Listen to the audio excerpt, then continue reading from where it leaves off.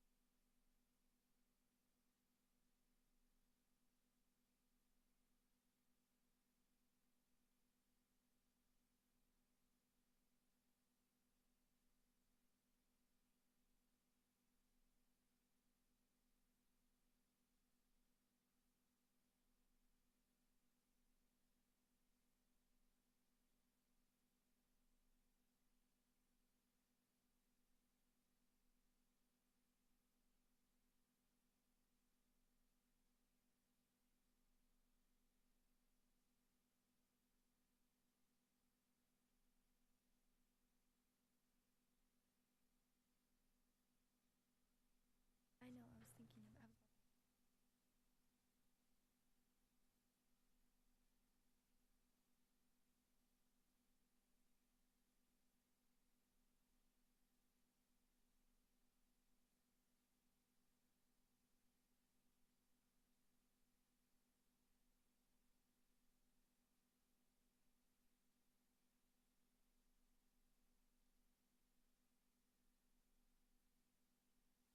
I want to welcome everyone to our first meeting of the year. This is our early session beginning at 4:30 p.m. And it's a real privilege to have our Watsonville Youth City Council here with us today. And we're going to hear their presentation, what their goals are for the year. This is an action that was brought forward by Vice Mayor Pro Tem Hernandez, who was able to attend your first public meeting that you held for this academic school year, and just wanted to receive an update and also a follow-up to a little bit about what you presented today. Before going on to your youth presentation, I'm going to have our city clerk call roll call.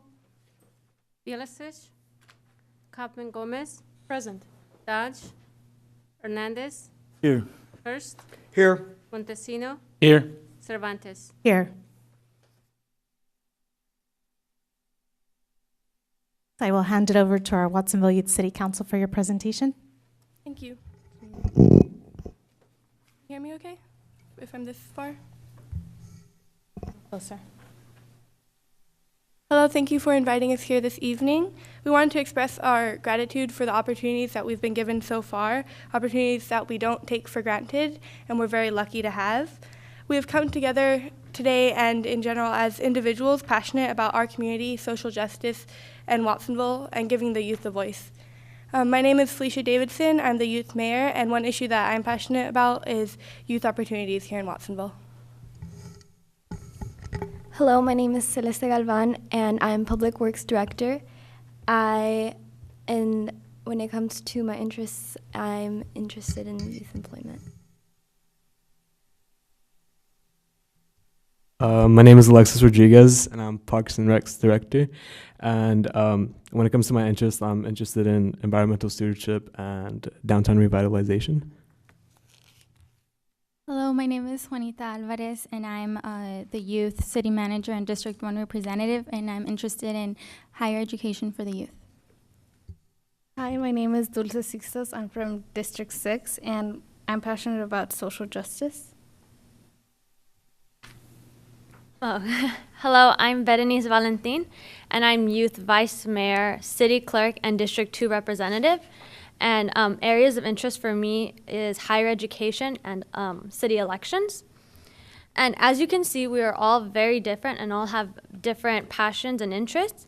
And so earlier this September, we all came together to create a plan and organized vision for this year.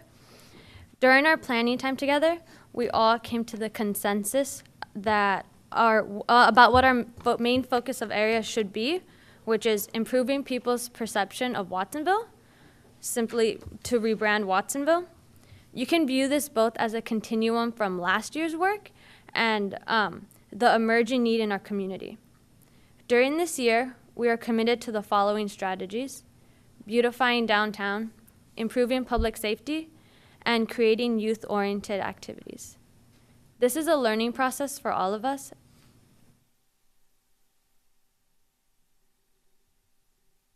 To prepare for our meetings, we usually have specific topics or themes that we are focused on.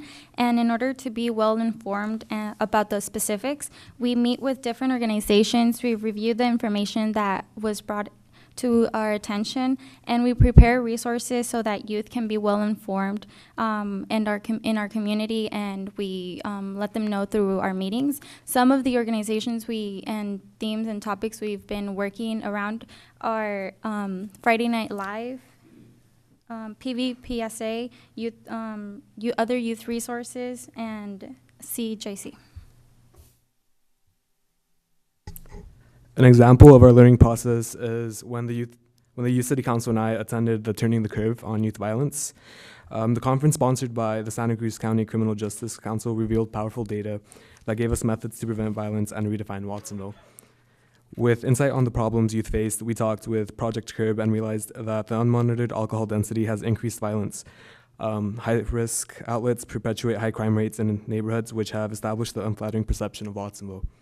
We also plan to invite the planning department to get their perspective on the issue of entertainment districts, ABC, liquor licenses, and community benefit. Other organizations that have offered their opportunities for youth to learn is the Watsonville Tech and the Mural Alleyway Project. They've provided the opportunity for the youth to do something productive and positive in our community. Watsonville Tech attempts to create a pathway for students to have the opportunity at having a career in technology. And the Mural Alleyway Project works on beautifying our city through murals along with the help of our youth. And all the information we gather, we present it on in our public meetings. And public meetings are a way for us to engage the public in the projects we're taking on. And we also like to encourage other peers of ours to come and learn from what we have learned. And in the first public meeting we had back in October, we passed the motion of rebranding Watsonville, changing the perception. And we also and in that motion we also plan to organize a teen day where we inform the youth of the different opportunities they have after high school and job employment opportunities.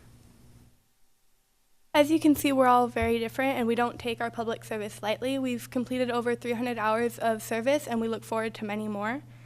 Moving forward, we hope to continue learning and to continue sharing our information. Our next public meeting will be February 3rd, where we will be learning more about alcohol density from Project Curb and hopefully giving more information on our Teen Day coming up. We look forward to questions from you and from the public and the discussions that will follow. Thank you.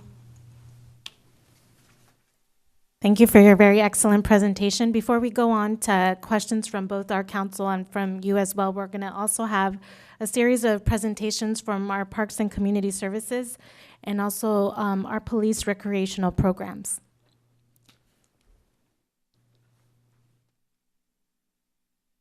Good evening, Mayor Cervantes and Youth City Council.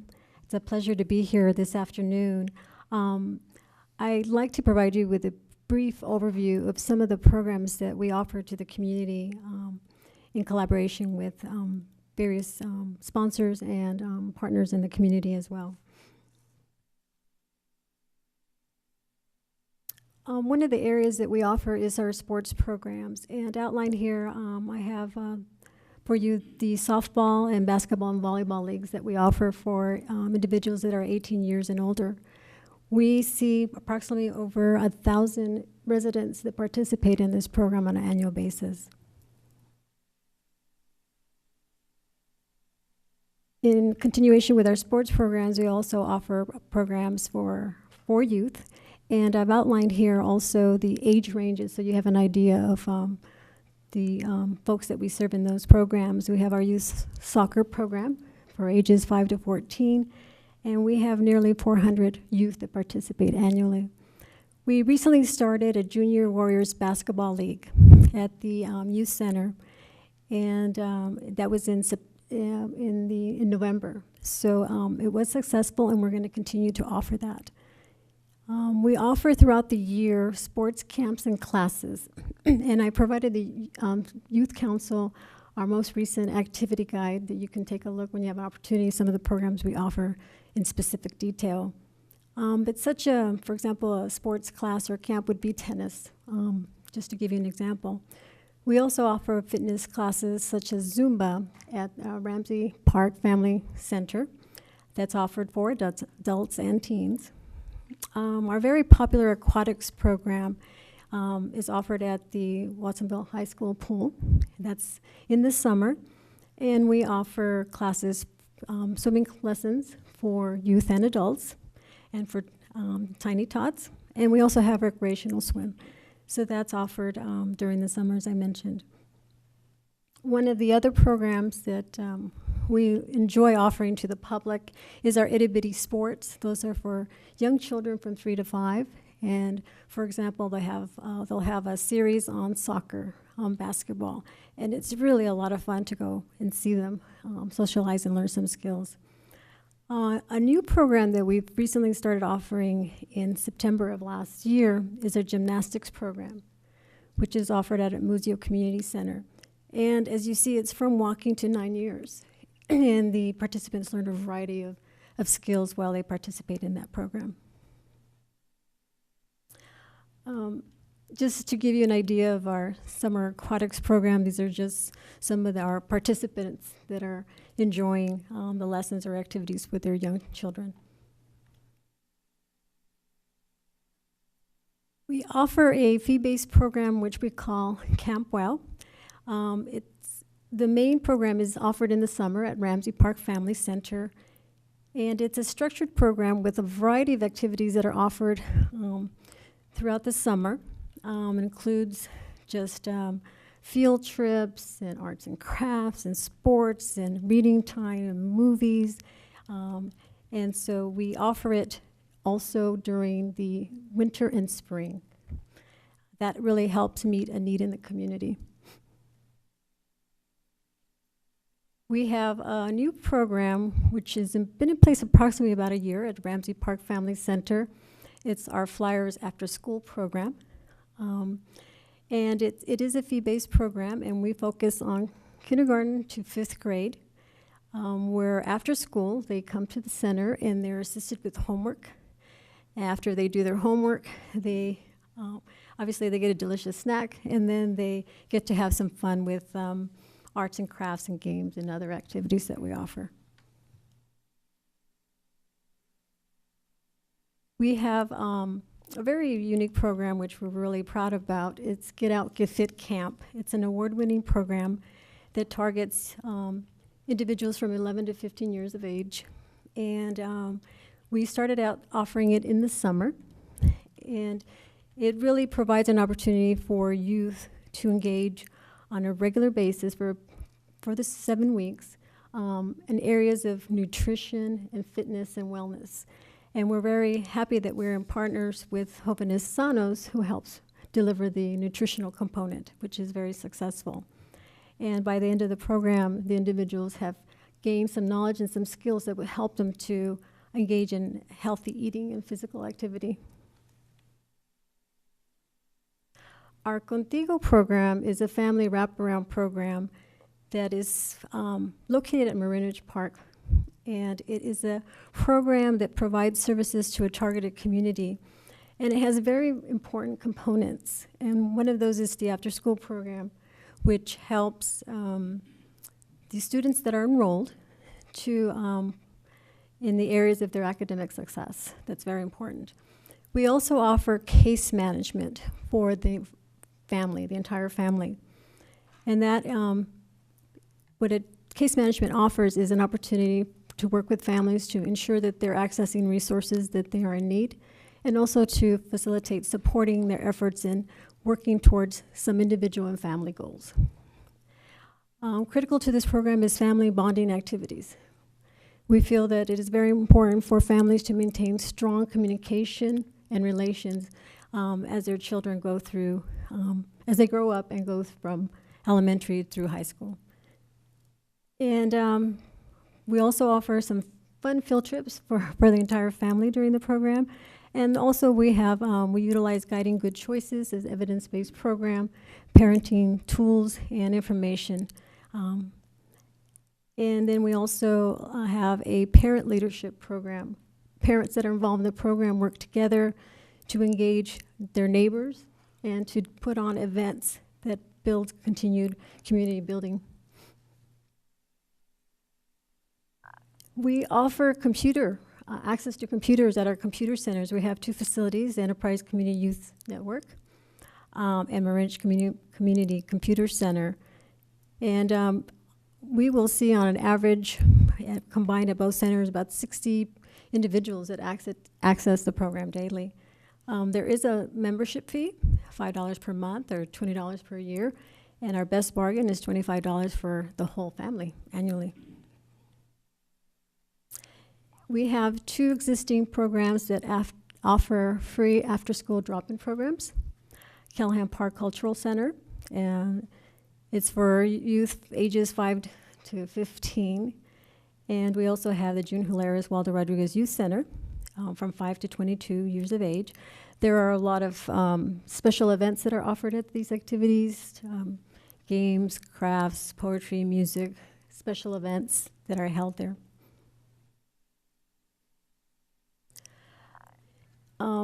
In addition to the programs that I've just mentioned, there are various other unique programs that we make available to the community. One is our partnership with Guitar Not Guns that's offered at the youth center. And it provides an opportunity for youth who have not otherwise been exposed to learning music. They get to learn how to play a guitar. And it's really exciting to see them evolve in terms of their skills. We'll also offer middle school dances at the request of youth at the youth center, and band nights. Music's really important. And so staff work with some of the participants and others who want to support this, and they offer that throughout the year. Recently, we held our Hip Hop for Hope event, and that really brings in some local hip-hop artists to entertain the community. We have youth that also perform, that work in our programs, and it's an opportunity to raise food, donations, and toys for the community. We offer a volunteer program, which is really important in terms of our ability to carry out our work. And it's one of the areas that we employ a lot of volunteers is our youth soccer program, as depicted in the picture on the screen. And so volunteers can come in and help us. If they have particular talent, they can be a class instructor, offer a class to the community. We could always use clerical support in our administrative office or in any of our programs. Homework assistance is always very important to help in any of our current facilities. And we also then have our city special events, and then the after-school drop-in program, and also in volunteering to help us beautify and keep our parks safe and clean and green. This is just examples of some of these special events where volunteers can participate. On the top left corner is the Strawberry Festival. We actually utilize volunteers. They help us in many activities throughout the event. They even conducted surveys for us and served as really good ambassadors and worked very hard. We really relied on their help. And at the left bottom is our 4th of July parade. We're always in need of looking for parade marshals. In addition to that, just really wanting the community to come out and participate. And to your right is our Holiday in the Park. That event, we're very fortunate to have sponsors that make this happen, that volunteer the day of, and that offer unique activities for the community. That concludes my overview. Anyone who wishes to contact us, we have our website, or you can call us in our office. We're always happy to explore any idea. Thank you. Thank you, Director Espinosa. And of course, we'll hear now from Chief Solano on some of our youth-focused programming and opportunities.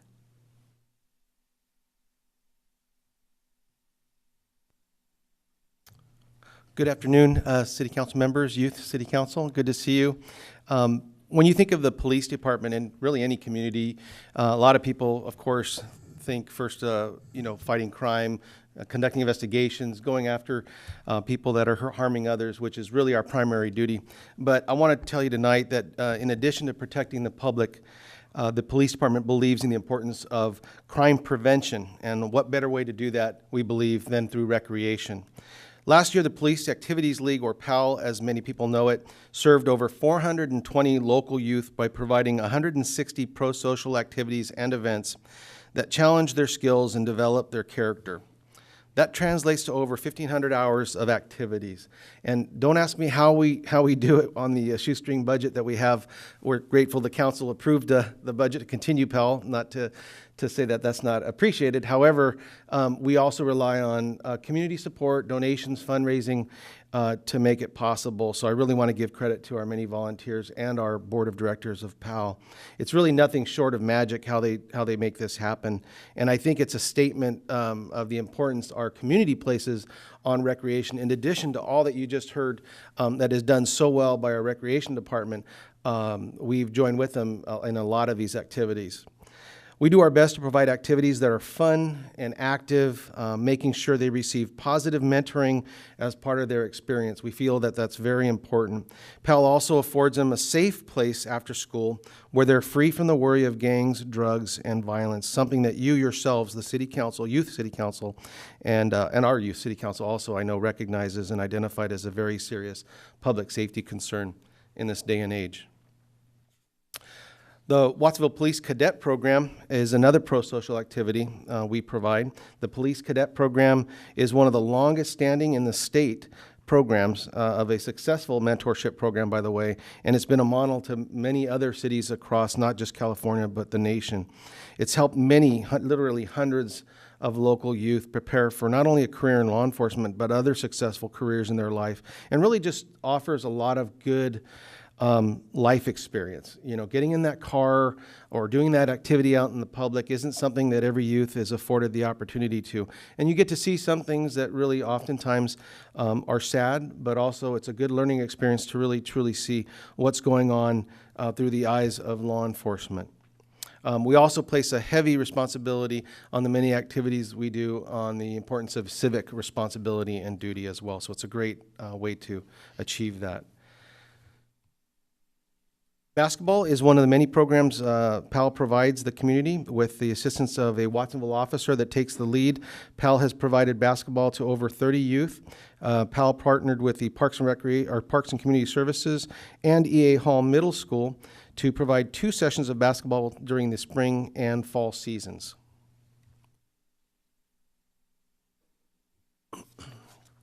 Watsonville PAL is now offering a mentoring program for youth ages 11 to 14 years old. The mentoring program will provide middle school youth with peer-to-peer mentoring. Each youth will be matched to a local high school student. Mentees will complete a monthly meeting, a monthly community service project, and will also participate in various PAL activities. Kickboxing. This program was created to teach personal safety techniques to women and teen girls, giving them tools to avoid becoming a victim of an attack and to help them develop self-confidence. Major focus is placed in this program on awareness and prevention, boundary setting, verbal defense, and specific scenarios are given to give the students the advantage, really, to help overcome things when they're faced with a dangerous situation. It's a great program. Now, here's a program that's not necessarily ours, but it's something that we really support and we're involved with. We also support the Aztecas soccer program. It's founded by Santa Cruz Probation Officer Gina Castaneda. It was started in 2008. This program connects at-risk youth with meaningful soccer team experience as a positive alternative to detention. Through weekly practices and games, the Aztecas program provides a consistent avenue for at-risk youth to dive into their passion and forge pro-social connections. And again, another way to team up with the community and learn from others. They also learn a lot of leadership, sportsmanship, and anger management skills as part of this program. And much more than a soccer program, Aztecas works to heal the dangerous rifts and promote greater community safety by uniting youth with rival gang affiliations around their collective love of sport. I want to say that it's important. The reason why I put this here is because our officers get to play them every year. We get beat, by the way. I think like the last time was our 3rd time we've gotten beaten, so we really need the practice. But it's a great way for our officers to be seen in a different light, in a positive light with youth that, frankly, sometimes we encounter on the streets in a negative way. And so it's just neat sometimes to see our officers and some of them are gang officers who are familiar with some of the youth, but they are able to forge a friendship or just a little bit more familiarity. So there's just a real good kind of friendship being made both ways. In addition, for more information regarding the cadet program, Lieutenant George Mora on the left there can answer your questions. He's available at that phone number, or you can go to our website at watsonvillepd.com for any and all of this information. In addition, I put our PAL program coordinator, Caresta Salas, and her information, and they are located at watsonvillepal.org. So with that will conclude my presentation. Thank you. Thank you very much, Chief Solano. At this point in our agenda, there is an opportunity for City Council and Youth Council questions regarding the various presentations. So I will go ahead and open it up to our Youth Council and see if there are any questions that you have about some of the programs that we highlighted, or in addition, other questions you may have.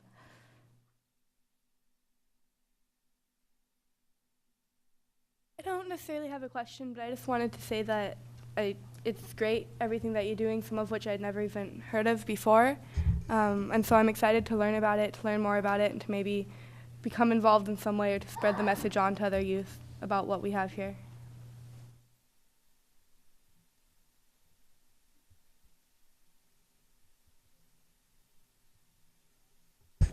What is the council's plan on bringing in youth-focused shops and employers? It's a great question for any folks on our council that want to tackle this question on economic opportunities for young people in our community. I'm part of the Downtown Business Development Committee that's been meeting, and a lot of it has to do with the owners of the building and the demographics of people wanting to come into the town and making it interesting. Maybe some of you were at the forum that we had here with Mr. Overmeyer, and we had the suggestions for some of the vacant spaces on what we'd like to see there. And it's really up to the relationship you have with the owner of the building with people that are interested in coming into town.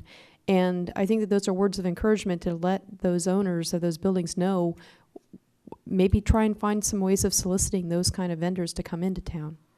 And whatever other suggestions you might also come up with to help out with the committee on that influence, we're more power to you to come and help us. Councilmember Hurst. Yes, this is a question that a number of people ask, not just folks in your demographic group, but they want to know, where's the shopping for me? And of course it's a market-driven scenario where the customers have to somehow convince the sellers that there is a market in town.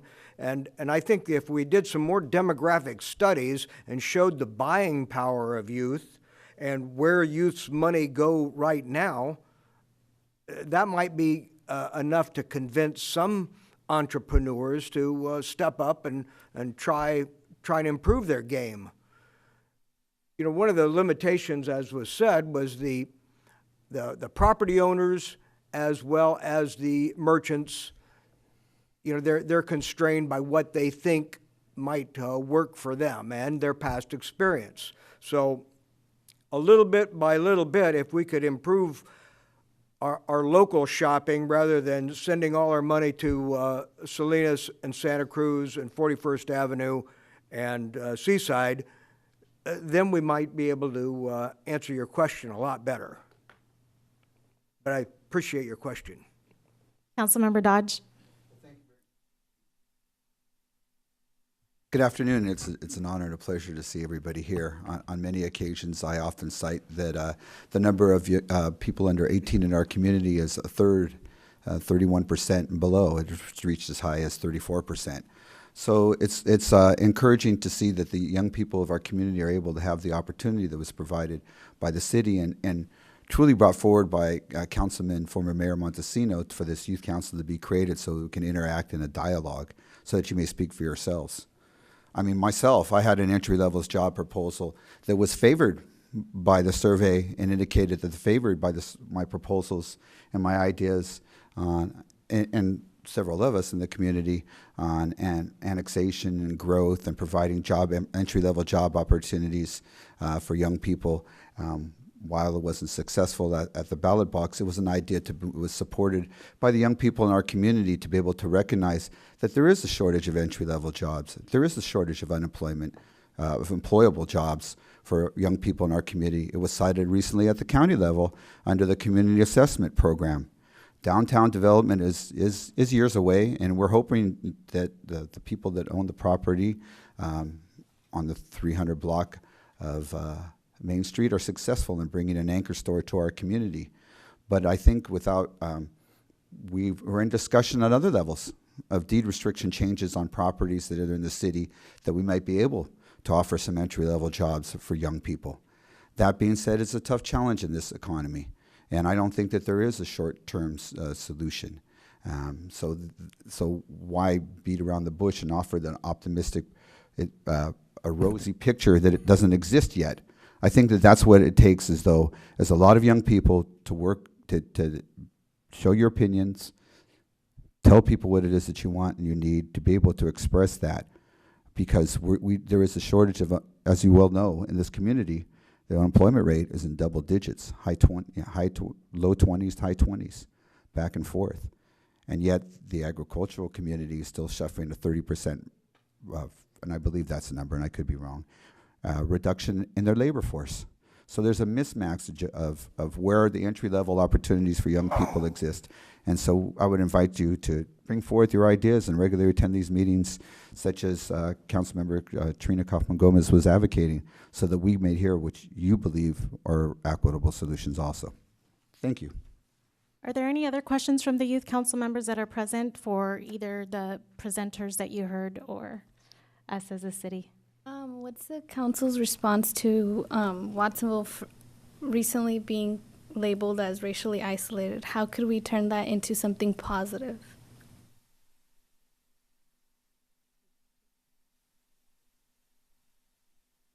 I'll go first.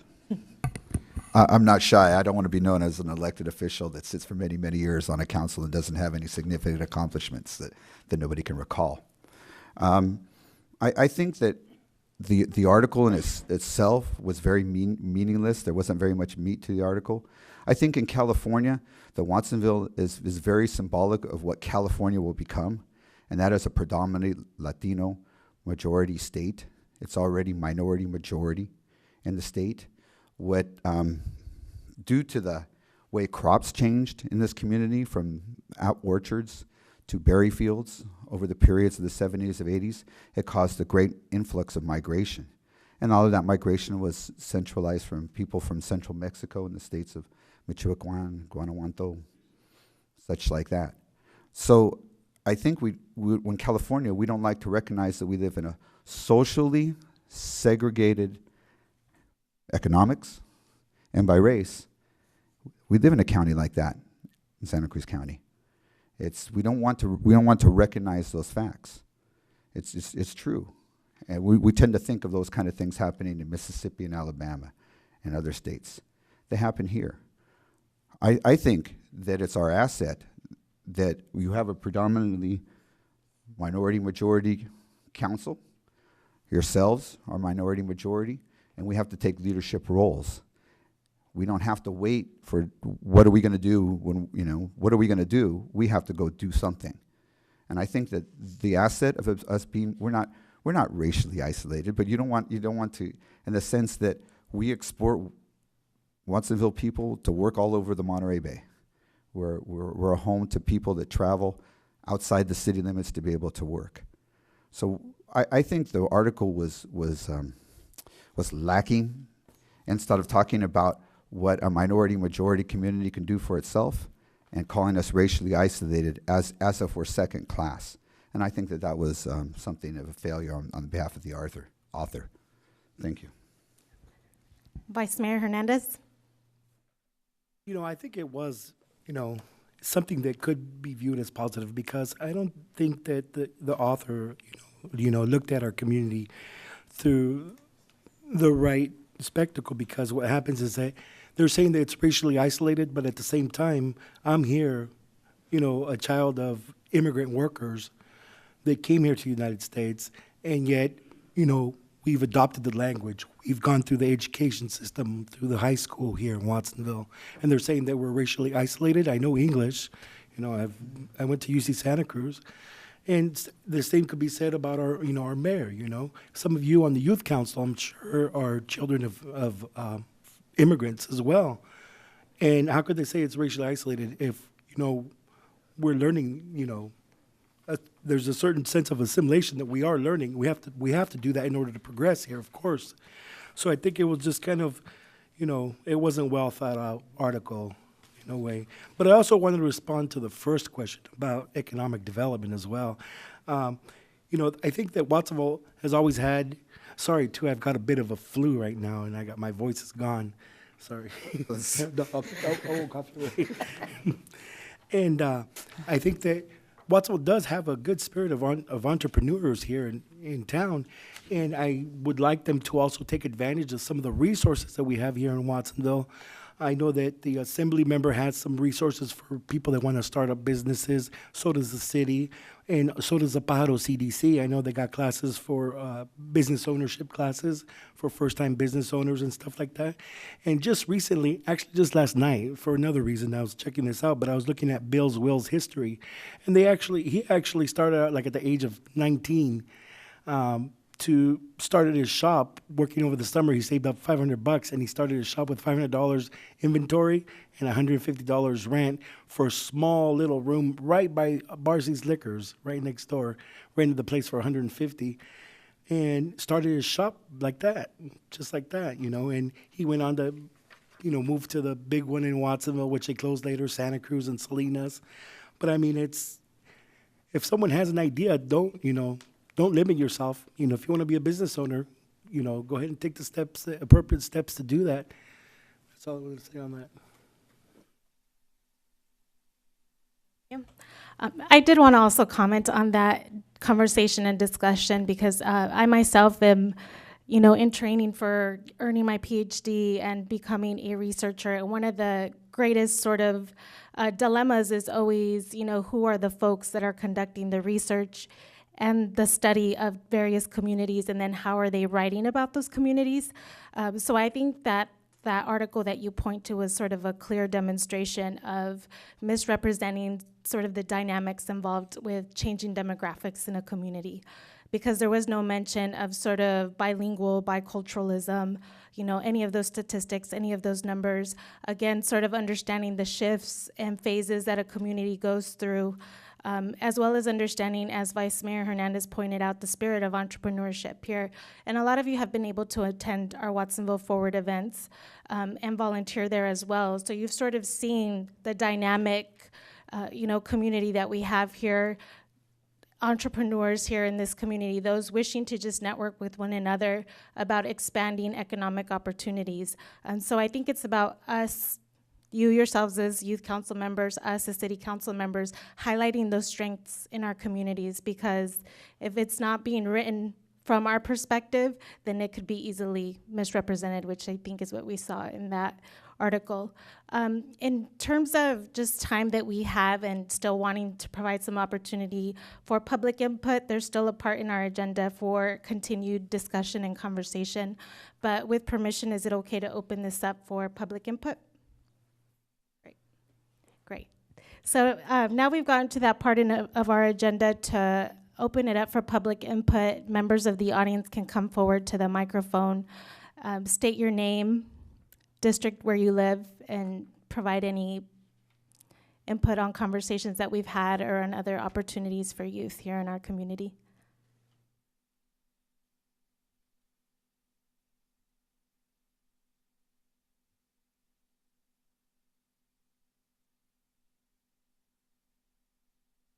Good afternoon, City Council members, Mayor, Youth City Council members. It's good to see you here today. I'm coming to talk to you a little bit about some of the trends that we are seeing at PVPSA.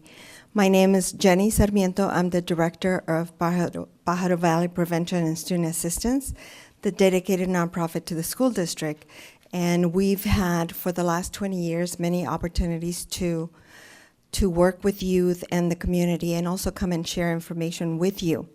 So some of the trends that we are seeing in schools with young people is, of course, the increase of alcohol use and also other drugs and substances, as well as the e-cigarette, which at a separate meeting, I will be coming up with our staff to talk to you about what that means in the future.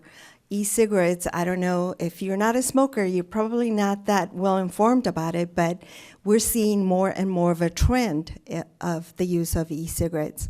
But that's a completely different presentation. Right now, I am coming to you as the director of PVPSA and also a partner of the community prevention programs. We're looking at alcohol density in communities, and in Watsonville, we're looking at how they impact our youth when it comes to accessing and using alcohol, and also being in environments where families and adults are using alcohol.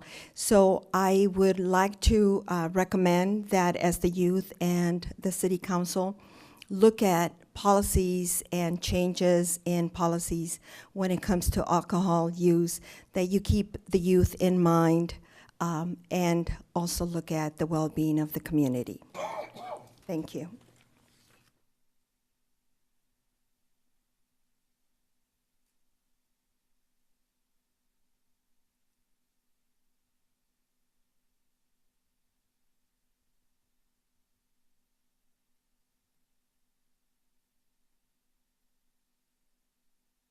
Hello, my name's Eddie Robles, and I would like to thank the Watsonville Youth City Council for the opportunity to share the information about Project Curb. And Friday Night Live has worked to limit the access of alcohol to minors in our community. We have programs that help limit the access of alcohol, such as RAMA, which stands for Responsible Alcohol Merchants Awards, and Lila. In 2008 and 2009, 36% of 11th graders drank alcohol in the past 30 days. 25% had been binge drinking. In 2010 and 2011, 38% drank in the past 30 days, and 30% had been binge drinking. Now, those percentages are high, but our programs such as Rama and Lila have done its job to limit the access. In 2012 and 13, only 35% had drank alcohol in the past 30 days, and 21% had been binge drinking. Friday Night Live and many other community-oriented programs have worked hard on this issue. And what personally concerns me is that the entertainment district is focused on bars and restaurants. If that happens, youth will have a bigger access area for alcohol. I ask you to please consider youth-friendly venues and drug and alcohol-free activities in the entertainment district. Thank you.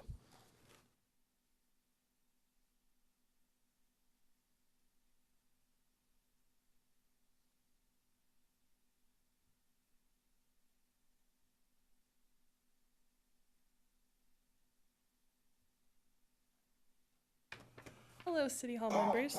My name is Dorothy Barone-Bryant, and I wanted to discuss with you the entertainment district, alcohol density, and my thoughts on the current development due to my concern to the youth and community members in our area. According to various resources, neighborhood blocks that have more bars have higher crime rates for rape, murder, assault, robbery, grand theft auto. Adding one bar to a block will result in 3.38 crimes committed on that block in a year. Increase the risk of murder taking place on a said block by 5%, and increase the risk of having any type of violent crime by 17.6%. Licensed premises in entertainment districts are the third most common location for homicides and serious assaults, accounting for 1 in 10 fatal and non-fatal assaults. Other problems associated included, but are not limited to, noise nuisance, public urination, transients and panhandlers, traffic congestion, assaults, and fights. There have been effective entertainment districts when there have been several policies put into place, such as maintaining high police visibility, having a designated police officer who works with bar and restaurant owners, providing training and education for restaurants and bar owners and their security staff, having set hours of operation, and using a system to identify and hold accountable establishments contributing to nuisance activities. To close, I would like to suggest some policy solutions and recommend some things for the district. For example, maintaining location restrictions for all non-designated entertainment district areas, operational performance standards, conditions for approval, explore responsible beverage service training requirements for all outlets on a regular basis, define high-risk and low-risk outlets, develop and set fees, cost recovery program, have education, outreach, and enforcement activities, draw strict boundaries and define where the district will be, loosen the distance requirements in designated district areas, set strict operating hours, include a fee structure for designated law enforcement officers, provide something fun and safe for the youth to do, for they will have to deal with what we leave tomorrow. Thank you.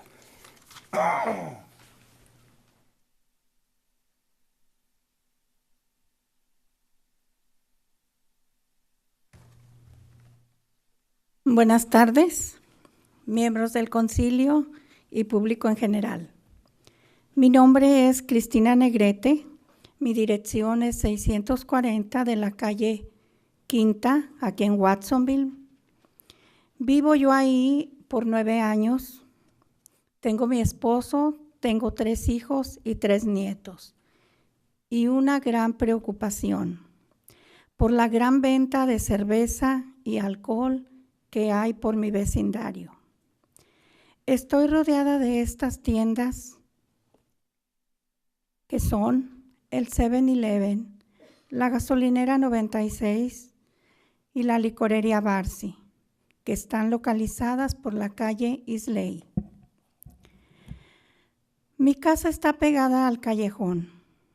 Por ahí caminan estudiantes y personas, Y siempre encuentro en mi yarda botes y botellas de cerveza que lanzan desde el callejón. También ha habido veces que los jóvenes han pasado corriendo y se han brincado por mi cerco, porque alguien los va siguiendo, ya sea otros muchachos o la policía. Esta venta de cerveza y alcohol hace que me sienta insegura en mi propia casa. He llamado varias veces a la policía y cuando llega la policía, pues ya no los encuentra a los jóvenes, ya que corrieron. Esta situación nos está afectando mucho a mí, a mi familia y al vecindario, y en sí, pues a la comunidad.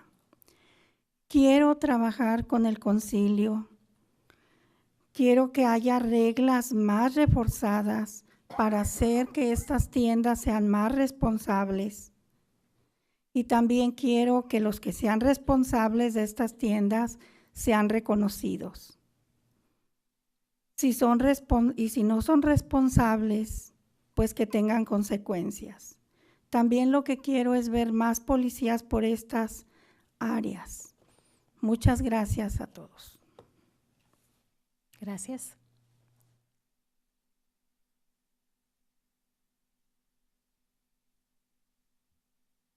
Hello, good afternoon, City Council and Watsonville Youth City Council and our other presenters and members of the public. Just a quick one. I wasn't prepared to speak, but I wanted to make a point about the economic development. I think when we talk about entertainment districts or just about new businesses, I think sometimes we make the mistake of leaning too much towards the benefit of having a new business, and sometimes we forget community benefit. And I think that's a really important thing to consider, especially as we talk about public safety, that it's a fine line and it's a tight balance when we talk about those things. And so as we're wanting new opportunities here in town, it's also looking at what cost and what would be the public benefit or the community benefit. So just urging us to take a look at that as we're considering entertainment district. And I think we're prepared to learn more about that. The other thing is I just wanted to highlight you got a handout from Watsonville Youth City Council on their summary of this quarter's work. And I just wanted to highlight two numbers, which was the amount of prep and meeting times that they've had, and then also sort of the work that they've done this quarter, and it amounts to over 300 hours of work. And so I'm extremely proud of their work and their preparation. So I just wanted to say that and make this available to the public. Thank you. Thank you.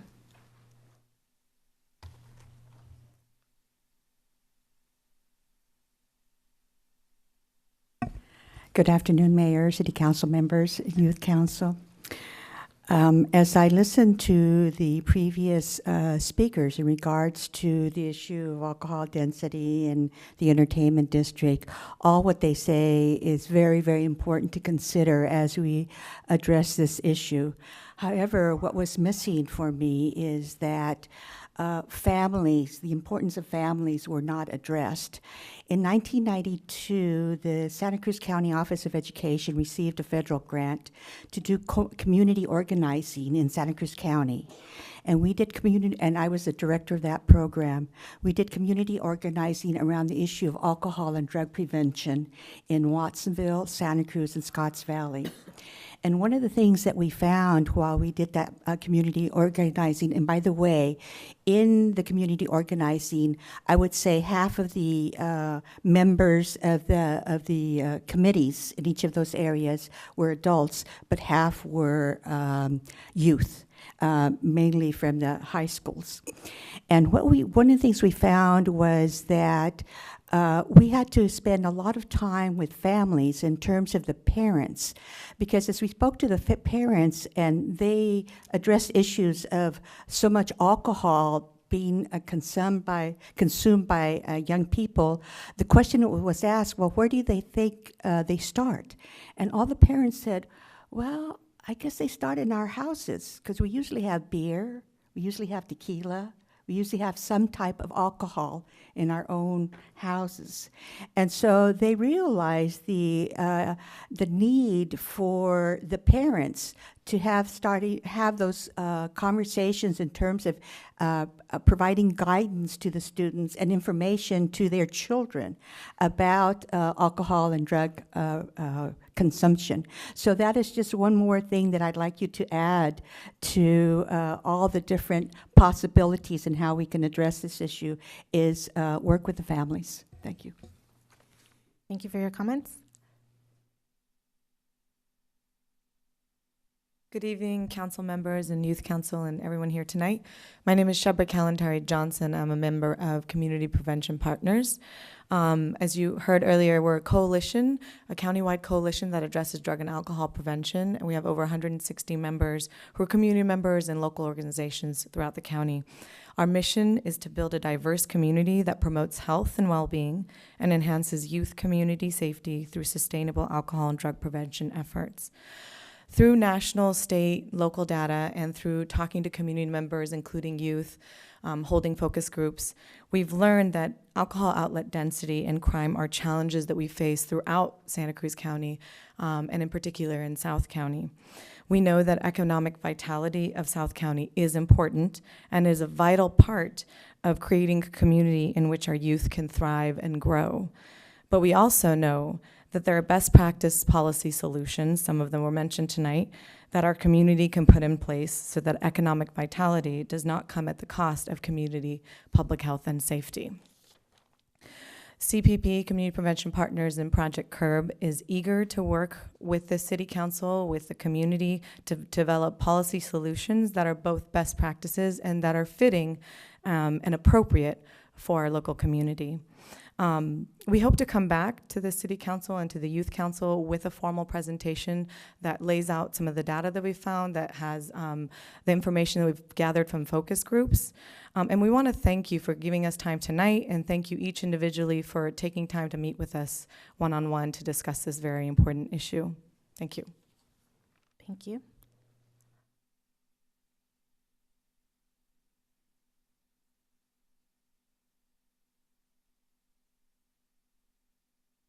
Buenas tardes, mi nombre es Andrea Camacho, yo vivo por la calle 59th Street en Watsonville, California. Por mi vecindario venden alcohol, es por la esquina que cruza por la calle Main y Pensilvania. Ahí llegan diferentes personas de diferentes aspectos. Esto me preocupa y me da miedo porque en ocasiones entran ebrios al supermercado La Princesa. Es peligroso porque manejan inconscientes y pueden provocar accidentes en los estacionamientos de ese shopping center. Pueden ocasionarle la muerte a alguna persona inocente. Gracias. Gracias por sus comentarios. The city clerk? Sure. Yes, please. I think they have written notes, so maybe that might be helpful for you to recall. Okay. Excuses, Mr. Lang. Good Do some evening, bit of Council. translation here from our city clerk. The first one was Cristina Negrete. She lives at 645th Street. She's been living there for 9 years with her husband and sons and grandchildren. She's concerned because of the sales of alcohol at 7-Eleven, 76 and Barcy's on East Lake. She lives right next to the alley. Her house is right next to the alley, and a lot of times she finds cans and bottles. A lot of times youth are jumping over her fence because they're being either chased by the police or by other youth. She feels unsafe at her home. She's called the police a few times, and the officers have gone. This situation is affecting her family, the neighbors, and the city. She wants to work with the city so that there's rules and regulations so that they can work with responsible store owners. And she also wants for those responsible owners to be recognized for doing a good job, and those that are not being responsible to also suffer the consequences. The other one, the last person, was Andrea Camacho. and she lives by Maine and Pennsylvania, and she's also worried about the alcohol sales. She worries because a lot of times people go into La Princesa, they're drunk, and then they go out and they are driving drunk, which could cause accidents and hurt innocent people.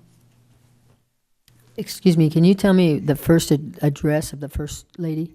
The first address was 640 East 5th.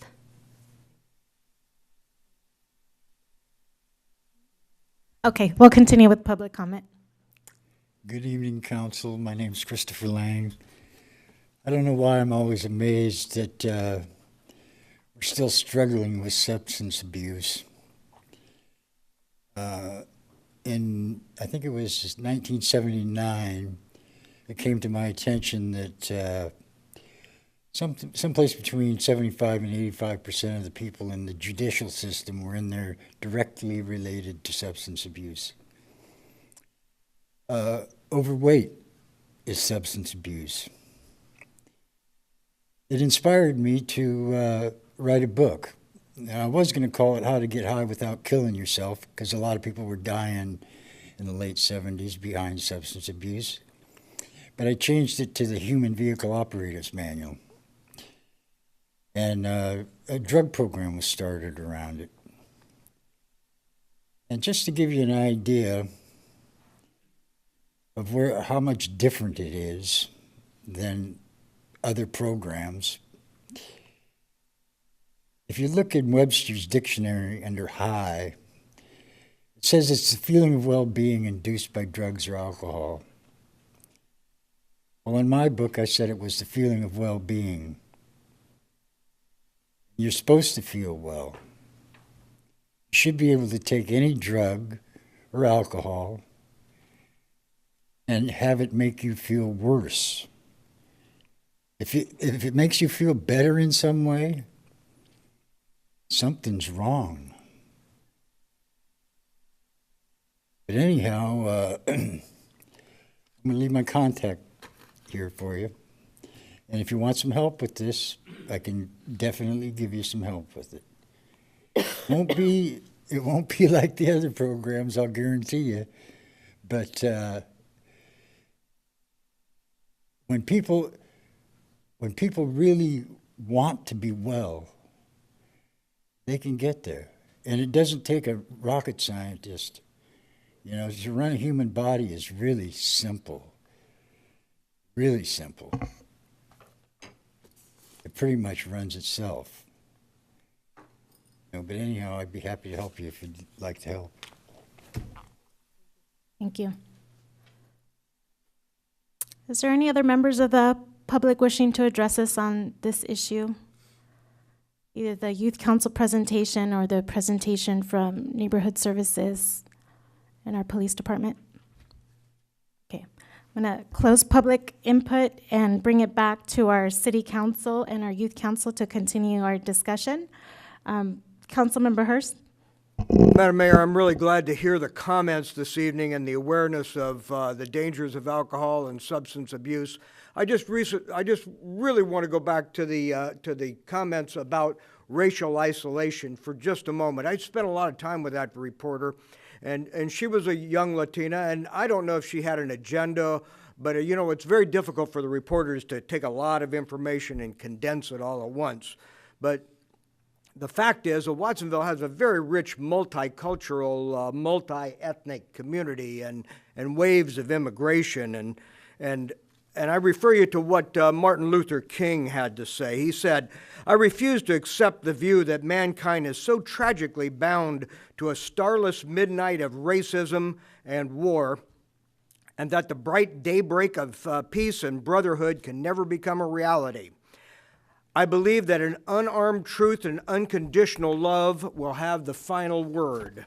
And of course, one of his most famous quotes is that I have a dream that my 4 little children will someday live in a nation where they were not judged by the color of their skin, but by the content of their character.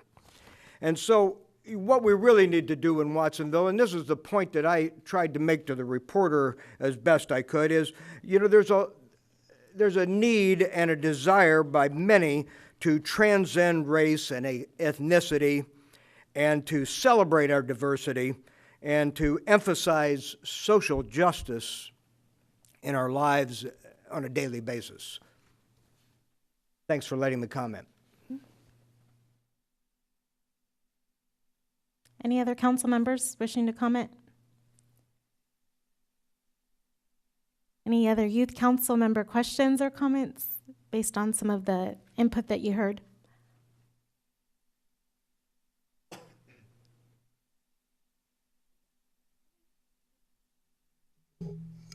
One question that I have that can concern the alcohol consumption and just educating youth in general is just what your relationship is with youth education and with the school system, and how that works and the impacts that you're able to have with them. Councilmember Dodge?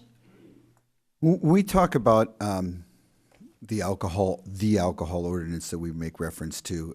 It was established a few more than a few years back, over a 2 to 3 year process, to be able to look at the issues of overproliferation of alcohol availability, meaning anywhere you can get a beer or a drink, in a certain area. And those tend to reflect with a lot of statistics of high crime, et cetera. A previous member of the community, when I worked in the court system, and most of the cases the violence that I ever dealt with were truly related to some sort of alcohol abuse in particular, but substance abuse is, I believe, the correct term. I think that the city has been, and we've had several issues come before this council, more than a few times anyways, on where do we allow exceptions to the rules of where we place alcohol availability. We've relied on the professional opinion of our police chief and our staff, which is the community development staff, to provide us with statistics to make a decision that we feel is in the best interest of the community. The school system, which is a different institution than municipal government, they have their own way of being able to interact with how they talk to their students. The city has always been very, very supportive of our police department, because when we refer to the police department is the city. Am I correct? So when there's a police official that's represented at a meeting or a committee and such, that is a representative of the city. The city has worked for many, many years with Pajaro Valley Student Preventive Assistance Services and the school district and representatives of the police department to be able to look at other alternatives in prevention services, counseling services, to interact with families. And you heard the Cotingo program, for example, it's a unique program that is not serving every community. But by communicating with the public, we can also respond to the concerns of residents, as you heard, to be able to inform our police department, to be able to interact with other services, to provide a remedy to be able to handle certain situations. Myself, I've been very supportive of and I can advocate on that consistently, because I do live in a high crime area where there's alcohol availability and overproliferation, so I see the effects of that. And I think that we could be able to continue to advocate for those kind of things. We're listening to your concerns. The entertainment district that's being proposed is all in the planning works, and we encourage people to participate in that and have their voices being heard. But I think in some of the activities, this council has been supportive in the last couple of years of government agency, municipal government interacting with the education system under the guise of the school district and nonprofits in collaboration to be able to address these kind of issues. So we encourage you all to participate. That's what happens when you do community service and you serve on boards and commissions and such like that. You get a chance to interact and form relationships and with other folks, so that when there's a common enemy, so to speak, which in this case is the overproliferation of alcohol availability in our community, we can work together to have concrete solutions. And I look forward to working with the members of the public that came and addressed us today. Thank you. And just to address a little bit of your question, we do have an intergovernmental relations committee as part of our committee assignments here on the City Council, and that includes working with the school district. And, we represent many of the same families, and many of the issues do overlap. So we do consistently meet on a quarterly basis, sometimes more often, to sort of discuss some of those issues and, highlight from a local government perspective, what do we see that's impacting families in the school district and also students attending that school district and vice versa, that the school district also shares some concerns with us relating to governmental issues as well. As well as, we're always looking for participation on the various committees. I know the Climate Action Plan is another committee through the City Council, through local government, that was also seeking a youth representative and did have that participation. So I know that there's always that advocacy to try to get a youth member to participate on the various committees. And part of this education campaign too, relating to the entertainment district, there is no sort of discussion for expanding our existing alcohol ordinance.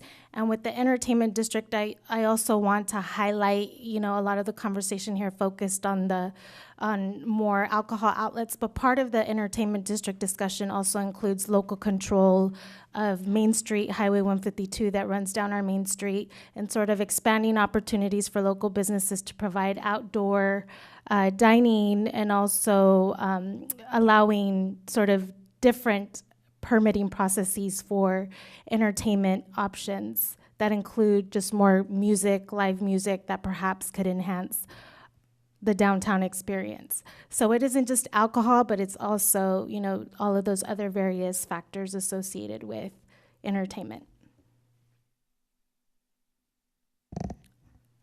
Are there any questions from council members for our youth council members?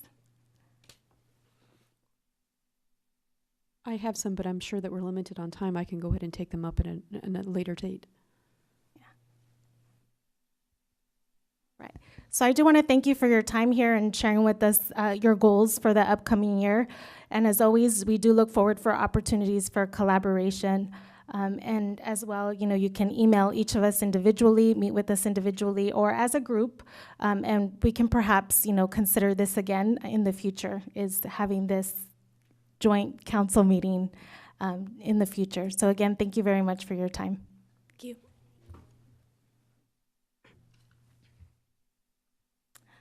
We are going to move our council to our closed session. At this point, I do want to ask any members of the public wishing to comment on our closed session agenda. Seeing none, we'll adjourn to our closed session.